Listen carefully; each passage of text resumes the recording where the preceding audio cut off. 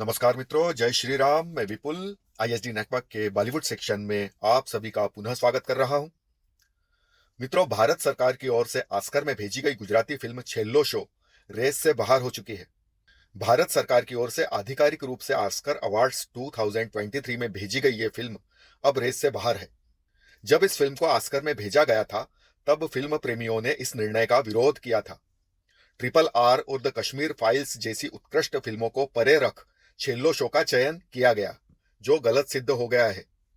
जब फिल्में सरकार की ओर से ऑस्कर में भेजी जाती हैं, तो वहां राजनीति का दखल बहुत अधिक होता है। यह दखल सिनेमा के मापदंडों को परे रखकर किया जाता है। फिल्म फेडरेशन ऑफ इंडिया सन 1957 से ऑस्कर अवार्ड्स में भारत की ओर से आधिकारिक प्रविष्टियां भेजता रहा है। फिल्म फेडरेशन ऑफ इंडिया की चुनी हुई समिति यह चयन करती है कि हर वर्ष भारत में बनने वाली सैकड़ों फिल्मों में से कौन सी फिल्म ऑस्कर के लिए भेजी जाएगी। सन 1957 में भारत की ओर से निर्देशक महबूब खान की मदर इंडिया ऑस्कर में भेजी गई थी। फिल्म नॉमिनेट भी हुई, लेकिन अवार्ड नहीं जीत सकी।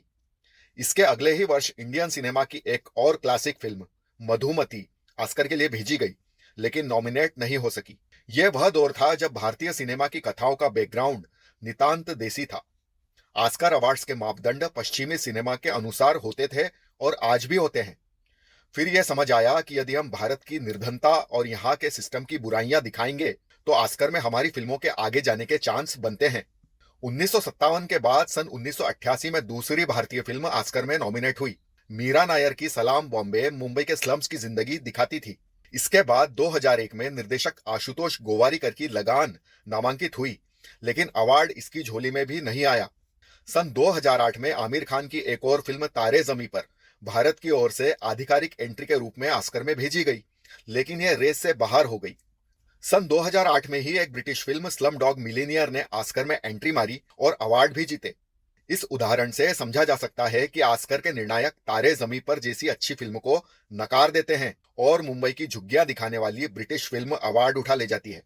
छेल्लो शो आधिकारिक एंट्री के रूप में शॉर्ट लिस्ट होने वाली चौथी फिल्म बनी और बाहर भी हो गई। अब तक भारत ने ऑस्कर में 44 फिल्में भेजी है। इनमें से 34 हिंदी व बाकी अन्य भाषाओं में थी। यहां फिल्म फेडरेशन ऑफ इंडिया द्वारा गठित की गई समितियों का स्तर भी देखना आवश्यक है। पिछले कुछ सालों में सरकार का दखल फिल्मों के चयन पर इतना हावी रहा कि रमेश सिप्पी की सागर और सुभाष घई की सौदागर भारत की ओर से ऑस्कर में भेज दी गई। सामान्य दर्शक भी बता सकता है कि ये फिल्में ऑस्कर में भेजे जाने योग्य नहीं थी। ये मनोरंजक अवश्य थी, लेकिन ऑस्कर के मापदंडों पर खरी नहीं उतरती थी। सन 2019 में गली बॉय नामक एक स्तरहीन फिल्म ऑस्कर के लिए भेजी गई थी। ट्रिपल आर और द कश्मीर फाइल्स को छोड़कर शेल्लो छो को ऑस्कर में भेजना यह दिखाता है कि हमारी सरकारें फिल्मों के चयन तक में दखल देती हैं। यदि दखल नहीं होता तो राजा मौली या विवेक अग्निहोत्री की फिल्म ऑस्कर में भेज दी जाती। ट्रिपल आर ने विदेशी धरती पर 2 पुरस्कार जीतकर ऑस्कर के लिए दावा ठोक दिया है। ट्रिपल आर शॉर्टलिस्ट हो चुकी है।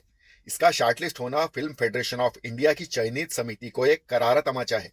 राजा मौली ने अपनी फिल्म फ्री एंट्री के तहत ऑस्कर में भेजी थी।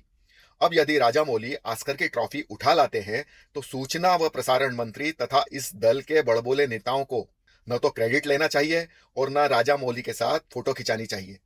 धन्यवाद मित्रों।